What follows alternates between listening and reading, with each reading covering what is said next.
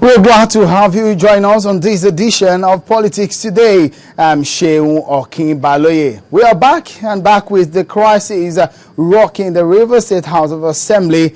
The latest being that the National Assembly has taken over the running of the House of Assembly. Well, tonight we are looking at the implication of the decision of the Nigeria National Assembly. Now, today I have joining me in the studio to take a look at some of this issue. I have a politician in Lagos, well-known, a former candidate, governorship candidate in Lagos, talking about Mr. Jimmy Agbaje. Thank you for joining us on Politics Today. Thank you very much. Nice to be here. And also we have from our Abuja studio standing by a former member of the House of Representatives and also a legal practitioner, so that we can share and get a sense of the legal implications and some of the other angles on this particular situation rocking the River State House of Assembly. I have joining us today on the program, Honorable West Idahosa. Thank you for joining us, Honorable. All right, let me start with you, Mr. Agbaje. The situation that we have seen, you're a politician, you understand what intra-political gimmicks and interplay is all about. What do you make of all this situation? Well, I think Nigerians or citizens need to know that politics is a power play. It's all politicians do is play the power game. And if you allow politicians to play that game, they'll play 24/7. Now, the difference between the power play in our country and in advanced democracies is that they play their power game based on ideas. In other words, you're showing that your ideas are better than the other parties. Unfortunately, here we're still at the rudimentary stage where our power game is based on brute force, is based on money, is based on other things that do not necessarily directly benefit the citizenry. In other words, you're not getting dividends of democracy in the way we play the power game. And so you have to look at it from that background, that what is playing out is what politicians do all over the world. It's just that we're playing it using the wrong tools. Wow, that's a very strong way to start. Well, let me ask you, when the House of Representatives, they came first with the decision that the running of the House of Assembly in Rivers State should be taken over by the National Assembly, a lot of people said that decision or that step or the idea was AC. What do you make of that? Well, personally, I mean, with at the time the House of Reps took that decision, I felt it was hasty. But by the time the Senate, has now taken its decision, I think it's time. And again, the reasoning is, look, if you want to play this power game, the people must not suffer. Now, if we're going to have a situation where in River State, you're going to be having thugs going up and down, governance grounds to a halt. And so it's time to stop that and have the National Assembly coming to say, look, enough of this thuggery on both sides. Now, let us have governance, or at least let us try and have governance. But a situation where you don't know what's going to happen tomorrow, you don't know whether it's the group of 5 or the group of 27 that is going to go to the House of Assembly, actually just grinds the system to a halt. And so the only hope we have of having some measure of governance is to first freeze that situation. Nobody's going to the House. This time, let the House of Representatives handle it. And so for me, let the National Assembly. So for me, I think the Senate, and I think the argument put forward by the Senate President and the reasoning, I share totally. All right, thank you. But just for our viewers to have a sense of what we are talking about, earlier in the week, the Senate came with that decision.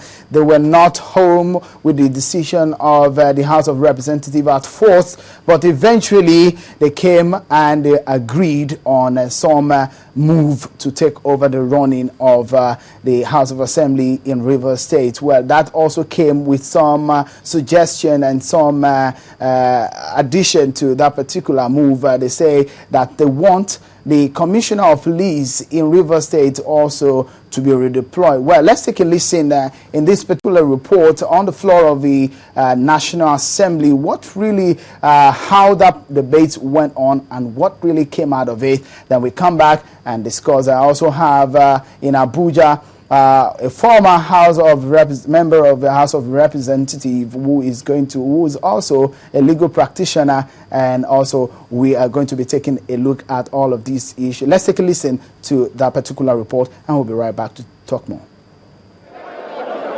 Less than 2 weeks ago, ripples of the crisis in the Rivers State House of Assembly spread to the Senate, sharply dividing lawmakers.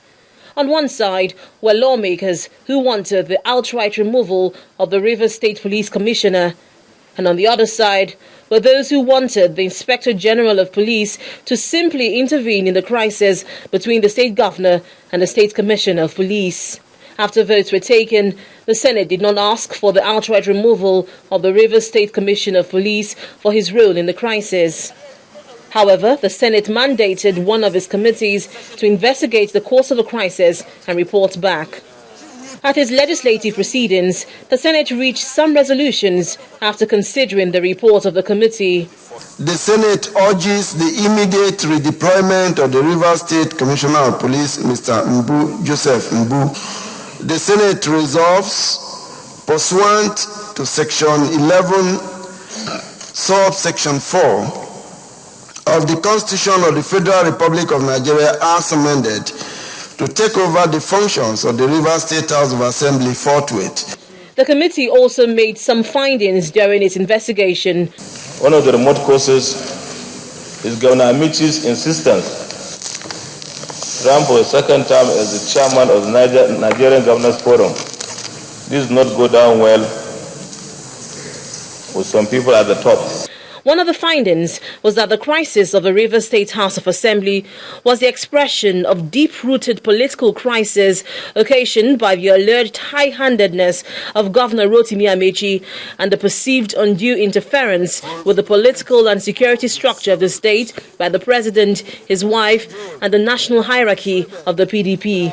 Senate President David Mark said the National Assembly would not tolerate impunity and unconstitutionality.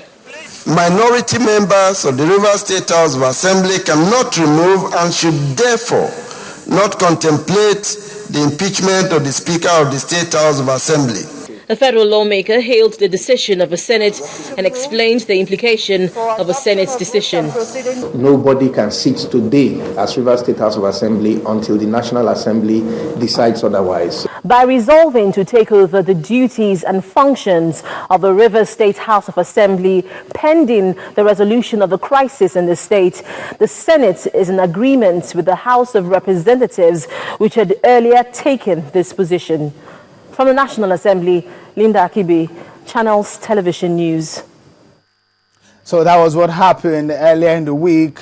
The National Assembly has taken over the running of the Rivers State House of Assembly, where the implication of that is what we are looking at on the program tonight. And, well, there is a former member of the House of Representatives who is standing by in our Abuja studio. Well, let me come to you, Honorable Wesley Dahosa. Maybe you can give us a sense of what you make of all this whole situation in the Rivers State House of Assembly and what has transpired since that particular fight that we saw on the floor of the House. The House of Representatives came up to say they're going to take over the running of the House, but the Senate was not with them on that particular decision. Now the Senate has come up to say we are taking over. What do you make of this whole situation? A lot of people said that was hasty, but this time around, it seems the Senate is already home with that decision.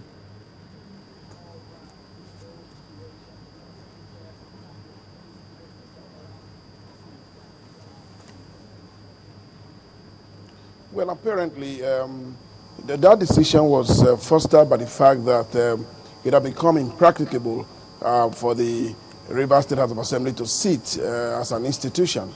And this is deeply regretted and highly unnecessary. If you look at the conditions upon which a House of Assembly can be declared as unable to sit, I don't really think they existed. To start with, the House must itself be unable to convene a meeting. That did not quite seem to be so, as far as I am concerned. What I think what has happened right now is that there has been an abuse of some privileges at certain levels, making the majority look like incapable of doing their job. After all, it has been argued that in a 32-man house, a 5-member status cannot obstruct the proceedings of that house. Now, on the day that the issues were raised, that house had scheduled sitting to consider a matter of importance like the supplementary budget. And if you look at the number 5 against the number 32, there is nowhere in the world that it will become tenable that 5 can duly obstruct 32. But having said that, because of the interference and because of the fact that the security agencies themselves did not appear to have contemplated the scenario that happened, it became clear that further sitting would precipitate further violence from what we all saw, and no National Assembly will sit by and allow that to continue.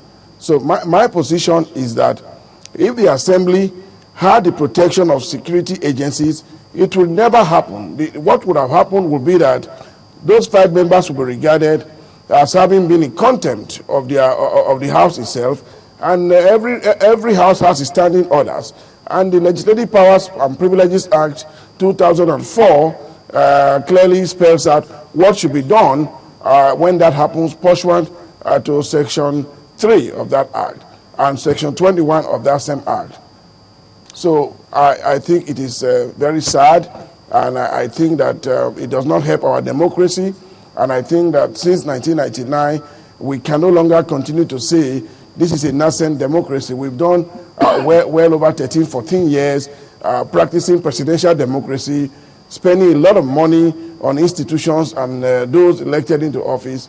We cannot be stunted in our growth. All right, I'll still stay with you there in Abuja, Honorable Dahosa.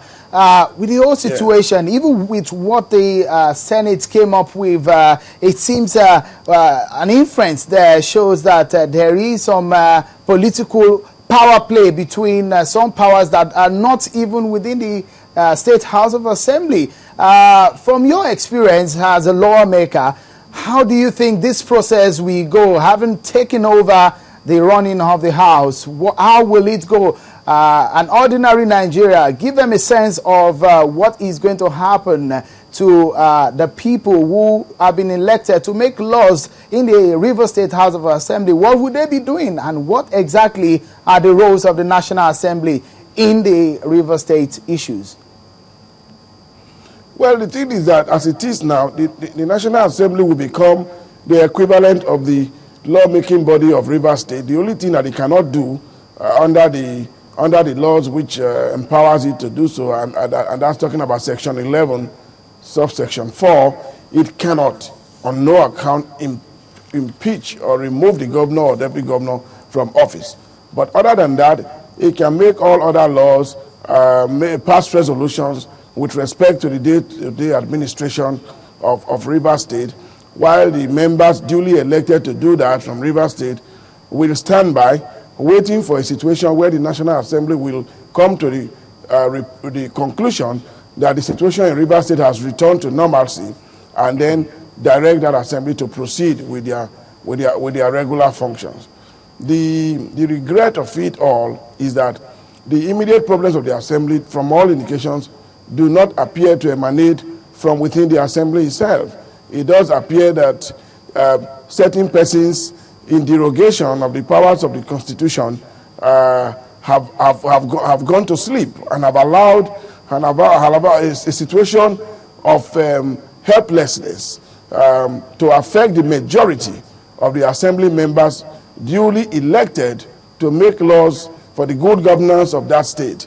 It's very painful when you have an assembly that is clearly in majority, unable to sit merely because 5 members of that assembly are obstructing, disrupting the process and being used by external forces to, in my own opinion, ridicule Nigeria's democracy. Okay, Honorable Idaso, thank you for your opinions. But let me come to the studio here with